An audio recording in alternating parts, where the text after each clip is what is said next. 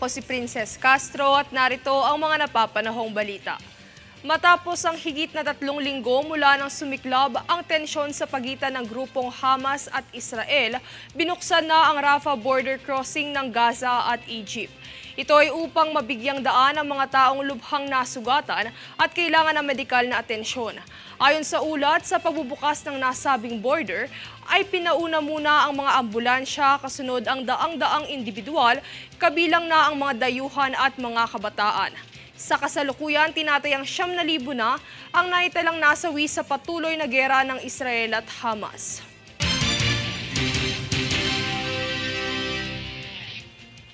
Ayon sa Department of Health o DOH, mula ika-23 hanggang ika-29 ng Oktubre, higit 1,000 na bagong kaso ng COVID-19 ang naitala sa bansa.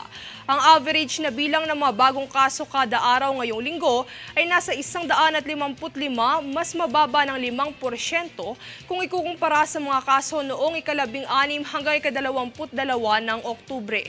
Samantala, mayroon namang naitalang 13 pumanaw mula ika-16 hanggang ika-29 ng Oktubre.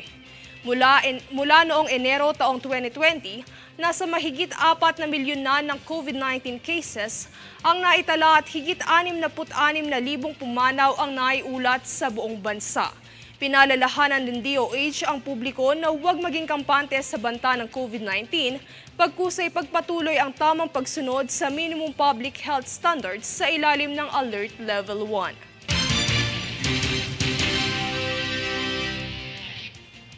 May kabuwang 84,300 mamamayan, kabilang ang mga pamilya at mahal sa buhay ng mga yumao, ang bumisita sa libingan ng mga bayani mula ika-31 ng Oktubre hanggang ika-2 ng Nobyembre upang magbigay pugay sa mga bayani ng bansa sa pagdaraos ng undas.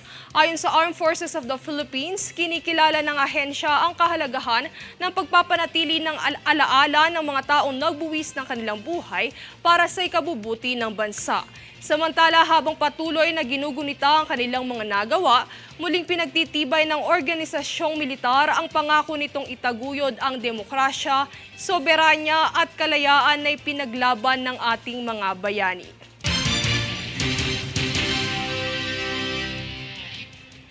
Kami ang boses ng pagbabago. Ako si Princess Castro at ito ang News Force.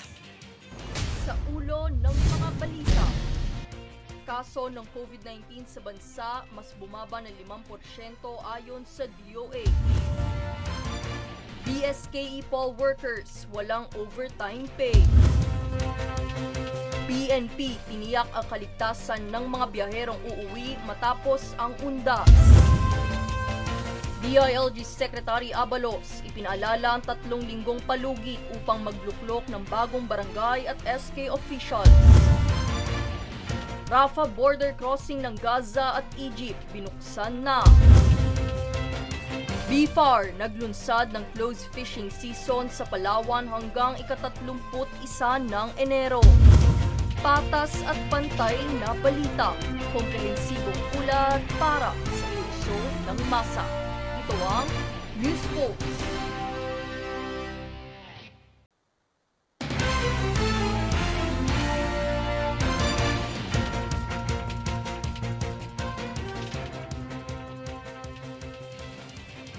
Ako si Princess Castro at narito ang mga napapanahong balita. Isang magnitude 6.1 na lindol ang naramdaman sa Eastern Samar nitong ika-2 ng Nobyembre, dakong alas 2:50 ng hapon.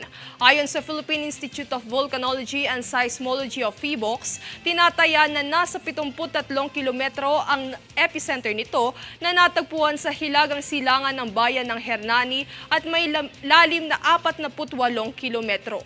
Tectonic ang pinagmula ng lindol na bagamat naramdaman ang intensity levels 1 hanggang 2 sa ibang lugar, wala naman umanong banta ng tsunami ang lindol.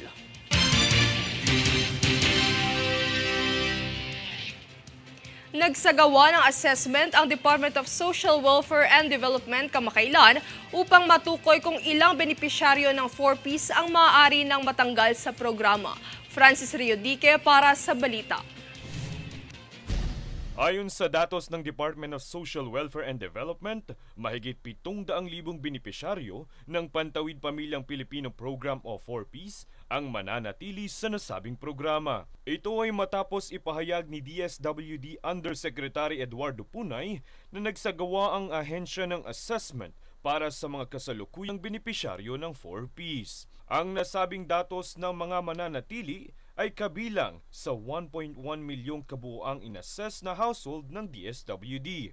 Ibig sabihin, higit na 300,000 household ang matatanggal sa programa matapos matukoy na sila'y kabilang na sa level 3 o maituturing ng self-sufficient. Pagtitiyak ni Punay, ang mga matatanggal sa programa ay ine-endorso ng ahensya sa mga local government units upang mabigyan ng iba pang klase ng assistance tulad ng Sustainable Livelihood Program o SLP.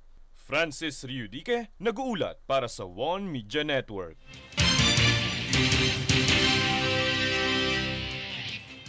Sa muling botohan ng World Travel Awards, hinikayat ng DOT ang publiko na iboto ang Intramuros bilang world's leading tourist attraction. Mangyari lamang na pumunta sa website na nakasaad sa inyong TV screens at tumungo sa The Philippines. Ang nasabing botohan ay hanggang ika-17 ng Nobyembre taong kasalukuyan.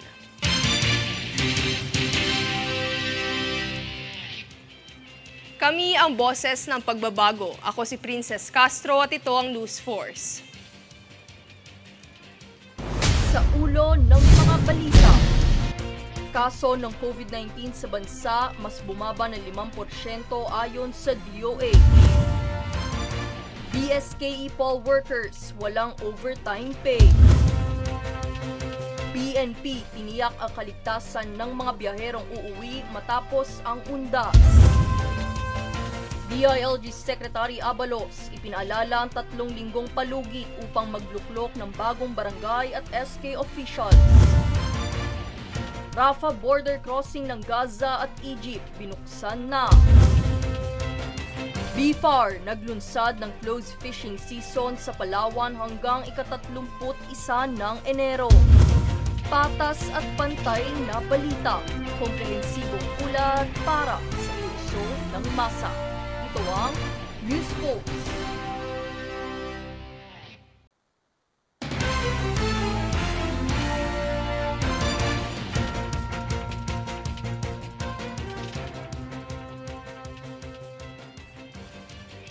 Ako si Princess Castro at narito ang mga napapanahong balita.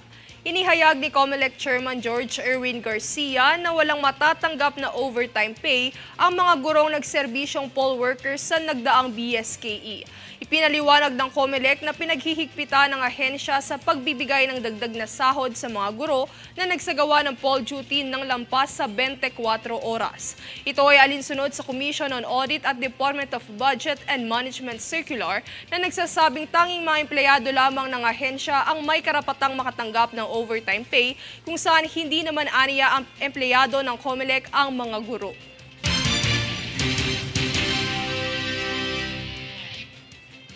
Matapos makumpiska ng BJMP ang ilang mga ipinagbabawal na kagamitan sa loob ng kulungan, nagbabala ito sa mga bumibisita na huwag nang magtangkang ipasok ang mga puslit na bagay. Para sa detalye narito si Danisa Lopez. Ipinahayag ng Regional Director ng Bureau of Jail Management and Penology o BJMP na si Chief Inspector Hilbert Flor na hindi sinusuportahan ng ahensya ang mga kagawian ng pagpupuslit.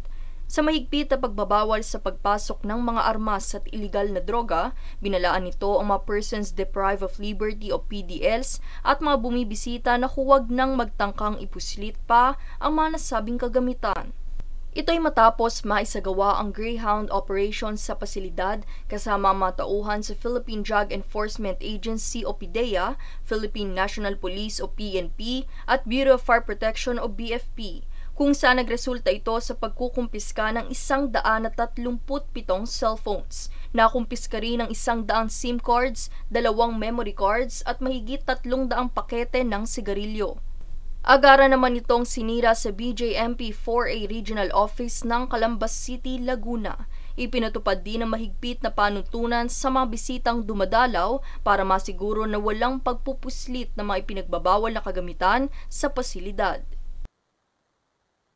Daniza Lopez nag-uulat para sa One Media Network.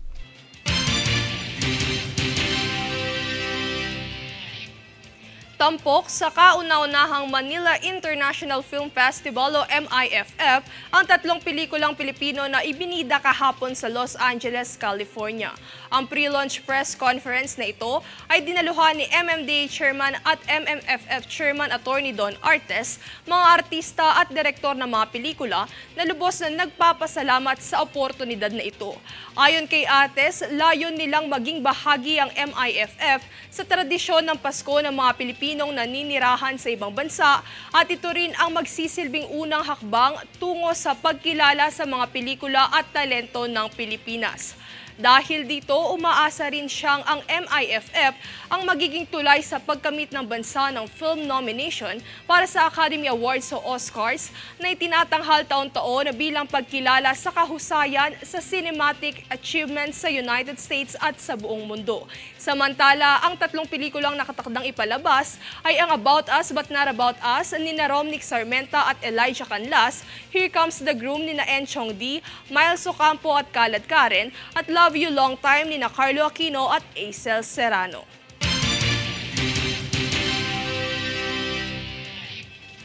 Kami ang boses ng pagbabago. Ako si Princess Castro at ito ang News Force. Sa ulo ng mga balita, kaso ng COVID-19 sa bansa mas bumaba ng 5% ayon sa DOH. BSKE poll workers walang overtime pay. PNP tiniyak ang kaligtasan ng mga biyaherong uuwi matapos ang undas. DILG Secretary Abalos ipinaalala ang 3 linggong palugit upang magluklok ng bagong barangay at SK officials. Rafah border crossing ng Gaza at Egypt binuksan na. BFAR naglunsad ng closed fishing season sa Palawan hanggang ika-31 ng Enero. Patas at pantay na balita, komprehensibong ulat para sa puso ng masa. Ito ang News Force.